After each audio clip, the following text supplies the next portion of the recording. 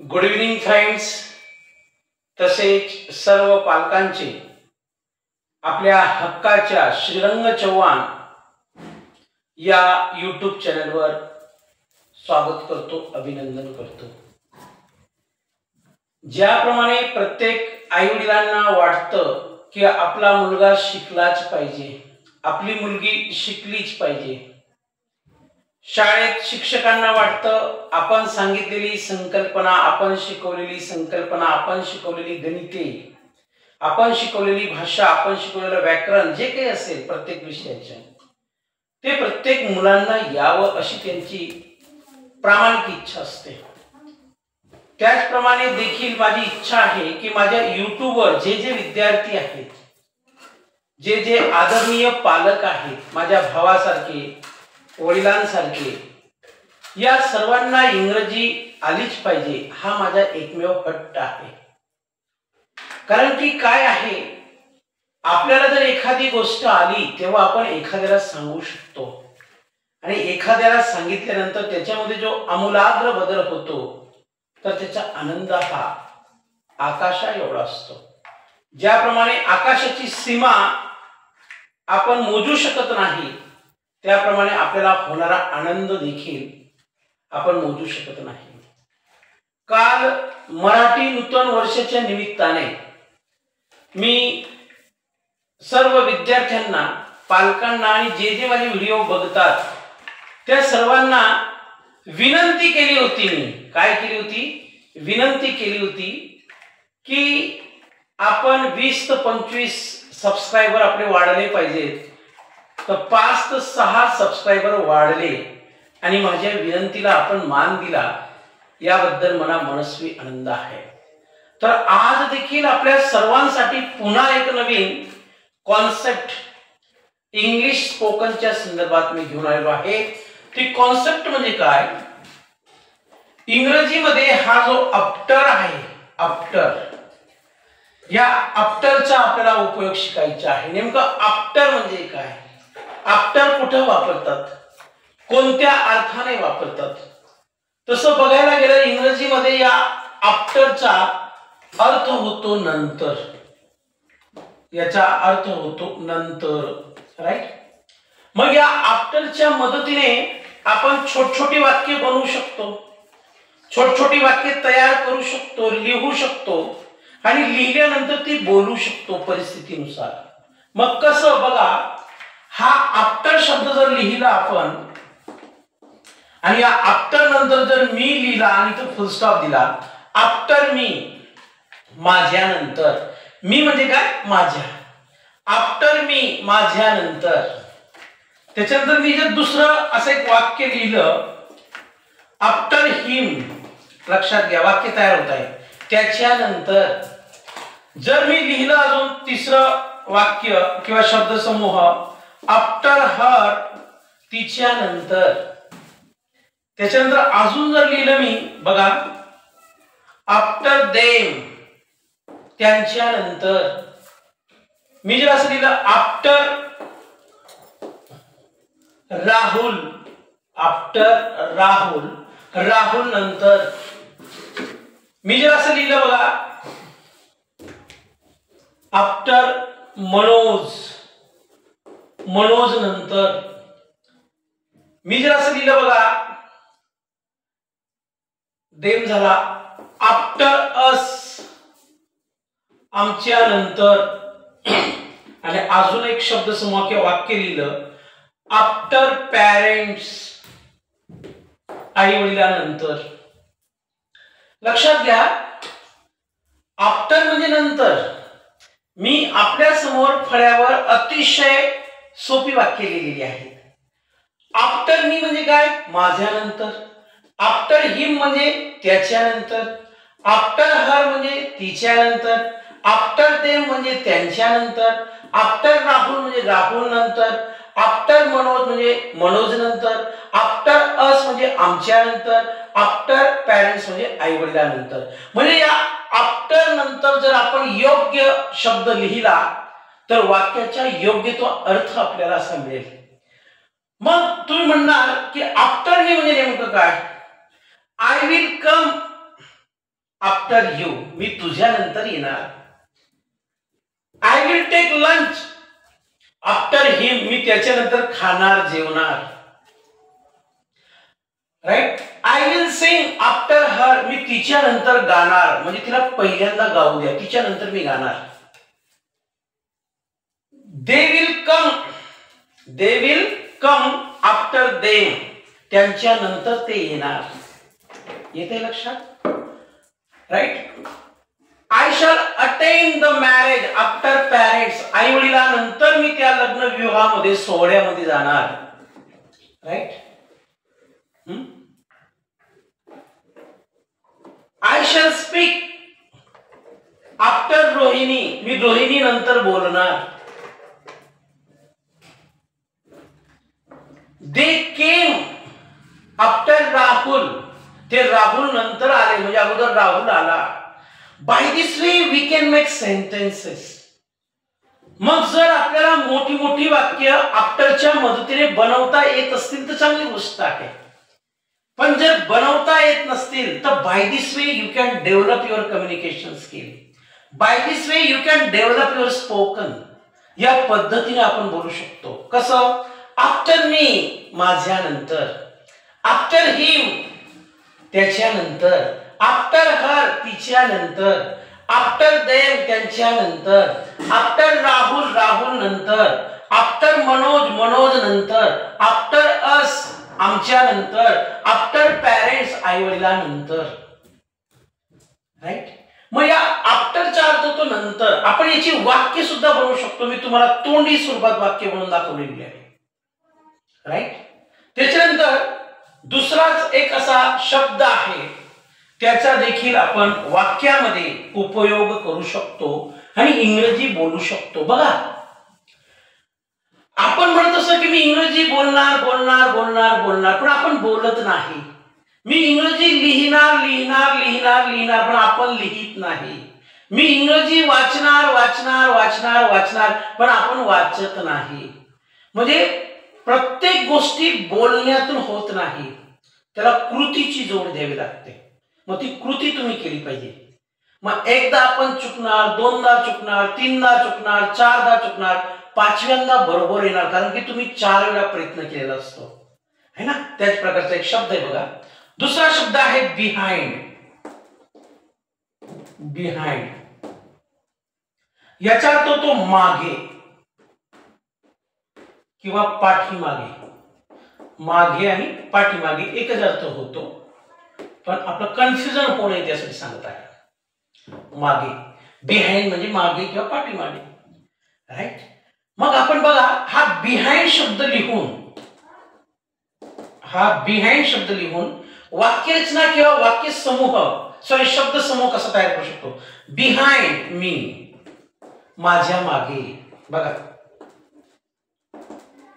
Behind Rupali, रुपालीच्या मागे किंवा रुपालीच्या पाठीमागे. बिहाइंड गौरव, गौरवच्या मागे किंवा गौरवच्या पाठीमागे. आपण असं लिहू शकतो बघा, बिहाइंड हिम, त्याच्या मागे. येते लक्षात? Are you getting to what I said? त्याच्यानंतर बघा, बिहाइंड हर, तिच्या मागे. बिहाइंड फ्रेंड्स, मित्रांच्या मागे किंवा मित्रांच्या पाठीमागे, म्हणजे मागून येणे असा त्याचा अर्थ आहे. राईट. बिहाइंड अस, आमच्या मागे. राईट. म्हणजे मला काय म्हणायचं आहे, when we know the meanings of words at the same time any kind of sentences we can make. जेव्हा आपल्याला शब्दांचा अर्थ माहित असतो का, तेव्हा आपण कोणतीही भाषा बोलू शकतो, लिहू शकतो, वाचू शकतो. मराठी असेल, हिंदी असेल, इंग्रजी असेल. भारतात जेवढ्या भाषा बोलल्या जातात, या भाषा बोलण्यासाठी, समजण्यासाठी, शिकण्यासाठी वी मस्ट हॅव व्होकॅब्युलरी. आपल्याकडे शब्दांचं भांडार असलं पाहिजे. Vocabulary can play very important role in making sentence formation. In making sentence pattern, म्हणजे शब्दांच्या अर्थाशिवाय किंवा शब्दाच्या माहिती किंवा ज्ञानाशिवाय वाक्य बनू शकत नाही. अनेक अक्षर आली तर एक शब्द तयार होतो, अनेक शब्द आली तर एक वाक्य तयार होतं, अनेक वाक्य आली तर एक पॅरेग्राफ म्हणजे उतारा तयार होतो, अनेक उतारे आले तर एक धडा तयार होतो, अनेक धडे आले तर एक पुस्तक तयार होतं, अनेक पुस्तक आली तर एक ग्रंथालय म्हणजे लायब्ररी किंवा वाचनालय तयार होतं. बघा, लक्षात घ्या.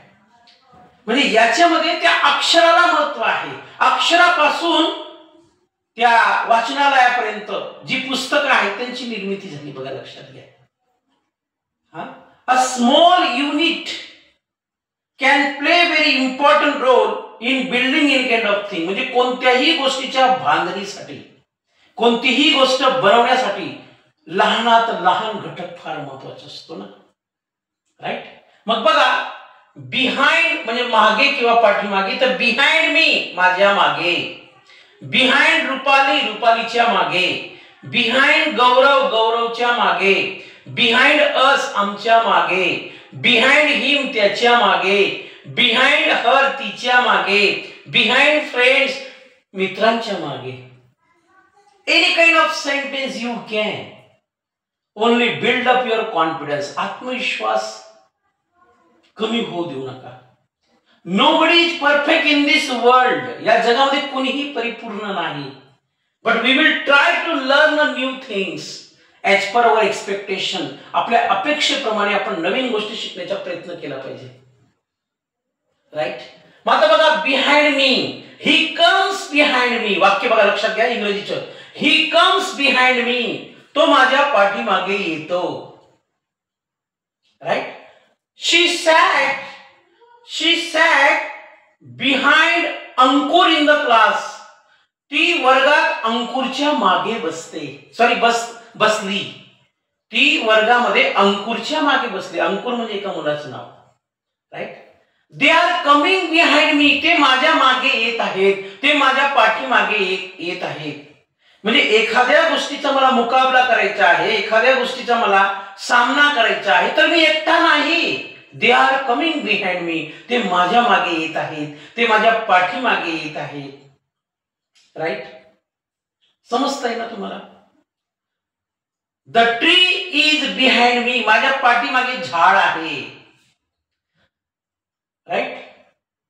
There is a house behind me. माझ्या पाठीमागे घर आहे. म्हणजे माझं नाही, कुणाचं तरी असू शकतं ते. इथे ना लक्ष.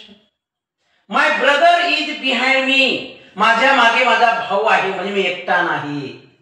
म्हणजे बिहाइंड म्हणजे मागे, बिहाइंड म्हणजे पाठीमागे, राईट. समजतंय ना तुम्हाला? तर by this way you can make various sentences. वेगवेगळ्या प्रकारची वाक्य आपण बोलू शकतो. आणि बघा, पहिल्यांदा सुरुवातीला बोलता येणार नाही, लिहिता येणार नाही. But gradually we can make practice, because practice makes a man perfect. सरावाने माणूस परिपूर्ण होतो. And remove fear from your mind about English. इंग्रजीची भीती मनातून काढून टाका. ज्याप्रमाणे आपण मराठी शिकलो का, त्याचप्रमाणे इंग्रजी सुद्धा शिकू शकतो. मग मी जसं तुम्हाला सांगितलं, आफ्टर म्हणजे नंतर. आफ्टर नंतर मी लावला, हिम वापरला, हर वापरला, राहुल वापरला, रुपाली वापरलं, राईट. पेरेंट्स हा शब्द वापरला. मग तुम्ही सुद्धा बिहाइंड किंवा आफ्टर या दोन शब्दानंतर हेच शब्द वापरले पाहिजेत असं नाही, असं नाही. You can use your own words, you can use your own sentences. तुम्ही स्वतःचे शब्द वापरा, तुम्ही स्वतःचे वाक्यरचना वापरा. 100% I can give guarantee one day you will become a good speaker in English. इंग्रजीमध्ये उत्तम वक्ता होऊ शकतात, right. When I was a student म्हणजे when I was in schooling days, जेव्हा मी विद्यार्थी होतो, राईट. तर there was not single coaching class in my village. माझ्या गावात कुणीही ट्युशन घेत नव्हतं, right. I was trying to learn more from my English teacher. My English teacher was the best in his subject. I mean, he was the best at English. And only because of his inspiration today, I have been teaching you forever. Keep one sentence in your mind. आपल्या मनामध्ये डोक्यामध्ये एक वाक्य लक्षात ठेवा. Nothing is impossible in this world. Nothing is impossible in this world, and if you find a word and impossible in the dictionary of someone, this dictionary which is known to be as foolish person. या जगात काहीच अशक्य नाही आहे, आणि अशक्य हा शब्द जर आपल्याला कोणाच्या शब्दकोशामध्ये सापडत असेल तर ती मूर्ख लोकांची डिक्शनरी आहे. In essence or in the long run I can say that, शेवटी सांगतो मी तुम्हाला, nowadays there are summer days. उन्हाळ्याचे दिवस आहेत सध्या.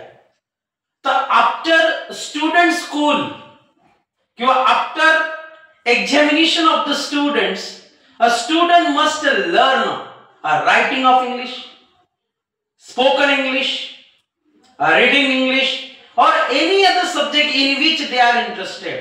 ते कोणताही विषय शिकू शकतात. They can learn computers, they can learn abacus, they can learn music, they can learn singing a song, they can learn anything. Here I am not talking about only English. मी इथं फक्त इंग्रजीच्या बाबतीत बोलत नाहीये, लक्षात घ्या. तर सो टुडे आय टॉट यू, आज मी तुम्हाला शिकवलेलं आहे, इव्हन वाक्य सुद्धा बनवून दाखवलेली आहेत. मी तुम्हाला आफ्टर आणि बिहाइंड कसा वापरतात याच्याविषयी सांगितलेलं आहे, आणि इतर इंग्रजीच्या बाबतीत देखील मार्गदर्शन केलेलं आहे. राईट. तर तुम्ही निश्चितच आफ्टर आणि बिहाइंड या शब्दांचा उपयोग करून अशी छोटी वाक्य आणि मोठमोठी वाक्य कशी बनवतात हे तुम्ही शिकू शकतात. आता मी जी काही वाक्य बनवून दाखवली का फळ्यावर न लिहिता, हे तर लिहिलेच नाही, पण जी मोठमोठी वाक्य बनवली तर माझा व्हिडिओ पॉज करून तुम्ही ते वहीवर लिहून काढा. राईट. म्हणजे तुम्ही शिकणार. तर so no problem at all, काही अडचण नाही. तर आजचा हा व्हिडिओ आपल्याला कसा वाटला याला लाईक करा, शेअर करा, सबस्क्राईब करा. बघा लक्षात घ्या, है ना. मला तुमच्याकडून पैसे नकोत, मला तुमच्याकडून फीस नको, पण दोन गोष्टींची अपेक्षा आहे गड्यांनो, लक्षात घ्या. आणि सर्व पालकांना सांगतो, दोन गोष्टींची निश्चित अपेक्षा आहे. एक म्हणजे you must give me bless, तुम्ही आशीर्वाद द्या. दिस इज माय फर्स्ट डिमांड, पहिली मागणी. And second demand is you must subscribe. फक्त व्हिडिओ बघू नका, सबस्क्राईब करा ना. किती सेकंद लागतात?